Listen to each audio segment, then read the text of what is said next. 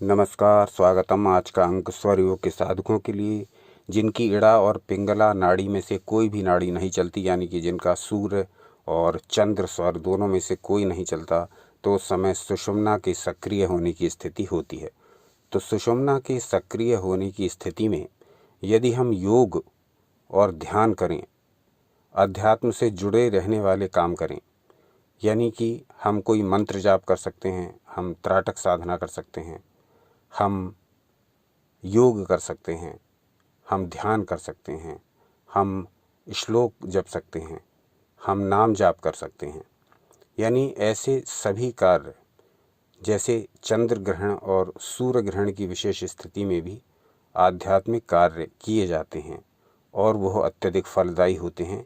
इसीलिए ये सुषुम्ना की जो स्थिति है, यानी कि जब हमारी सूर्य और चंद्र नाड़ी दोनों में से कोई भी एक्टिव ना हो, हमारा सूर्य और चंद्र स्वर दोनों में से कोई भी चल ना रहा हो, उस समय हम कोई भी आध्यात्मिक प्रयोग करें, चाहे हम श्लोक का जाप करें, चाहे मंत्रों का, चाहे नाम जाप करें, तो वो कई गुना अधिक प्रभावशाली हो जाएगा।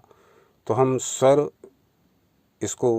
विज्ञान को शिव स्वरोदय के प्रकाश में जानने का प्रयास करेंगे और वहाँ से ये सब प्रमाण देखेंगे कि किस प्रकार से ऐसा होता है कि जब दोनों स्वर का चलना रुक जाए, जब दोनों स्वर, ऐसा हालांकि बहुत कम होता है कि जब दोनों में से दोनों के दोनों स्वर ही एक्टिव ना हो, यानी कि इड़ा और पिंगला, यानी कि चंद्र और सूर्य दोनों ही नाड़ी एक्टिव ना हो, ऐसा बहुत कम होता है। लेकिन यदि ऐसा हुआ है और आपको पता है कि हाँ, इस समय कोई स्वर नहीं चल रहा है और आपके पास समय है, तो उस समय आप कोई भी मंत्र जाप करेंगे, कोई भी स्तोत्र जाप करेंगे, कोई भी श्लोक का पाठ करेंगे, कोई भी नाम जाप करेंगे, तो वो अत्यधिक फलदायी हो जाएगा, उसका प्रभाव कई गुना बढ़ जाएगा। अब इसके संबंध में हम शिव स्वरोदय से कुछ श्लोक लेते हैं। उसमें कहा गया, क्षणं वामे क्षणं दक्षे यदा वहति मारुतः सुषुम्ना सा च विज्ञेया सर्वकारहरा स्मृता।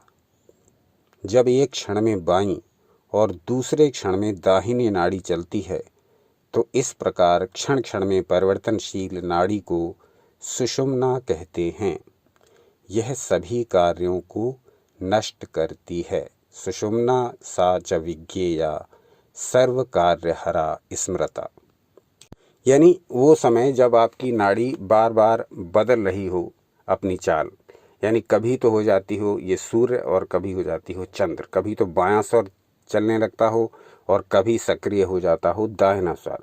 क्षणम वामे क्षणम दक्षिण यदा वहति मारुतः, यदि इस तरह से वायु बहती है आपके अंदर कि कभी तो क्षणम वामे, कभी तो वाम साइड में हो जाए यानी बाईं तरफ, और कभी क्षणे दक्षे क्षणम दक्षे, यानी कभी दाहिनी तरफ का स्वर चलने लगे, तो ऐसी स्थिति में कोई अन्य कार्य करने से अच्छा ये होगा कि आप अध्यात्म से जुड़ा कार्य करें, चाहे श्लोक जपें, चाहे मंत्र जपें, चाहे नाम जाप करें। अब इसी से संबंधित दूसरा श्लोक, श्लोक संख्या 125, और इसमें कहा गया, तस्याम नाड्याम स्थिता वह्निर्ज्वलते कालरूपकः विषवत्तं विजानीयात् सर्वकार्य विनाशिनीम। अब यहाँ कहा गया कि उस सुषुम्ना नाड़ी में काल रूप अग्नि प्रज्वलित रहता है। उस सुषुम्ना नाड़ी में, यानी कि अब आपका स्वर कोई चल नहीं रहा, न इड़ा चल रही है, न पिंगला, न सूर्य स्वर सक्रिय है, न चंद्र स्वर सक्रिय है, तो इस समय सुषुम्ना की एक्टिवनेस है। सुषुम्ना जो है वो इस समय अपने सक्रिय रूप में आ गई है। तो कहा गया कि इस समय सुषुम्ना नाड़ी में जब वो एक्टिव है, काल रूप प्रज्वलित अग्नि रहता है। इस नाड़ी को विष सदृश सब कार्यों को नष्ट करने वाली समझना चाहिए। विषवत्ताम विजानीयात् सर्व कार्य विनाशिनीम। अब इस समय यदि आप कोई सांसारिक कार्य में लगेंगे, जब आपके दोनों स्वर बंद हों, दोनों स्वर न चल रहे हों और तीसरा सक्रिय हो जाए यानी कि सुषुम्ना, तब क्या होगा? कहा गया सर्व कार्य विनाशिनीम, सारे कार्यों का विनाश होगा जब भी आप इस स्वर में कार्य करेंगे। इसी से संबंधित एक अन्य श्लोक आता है, श्लोक संख्या 128। उसमें कहा गया, उभयोरेव संचारम विषवत्तम विदुर्बुधः न कुर्यात् क्रूर सौम्यानि तत्सर्वम विफलम भवेत्।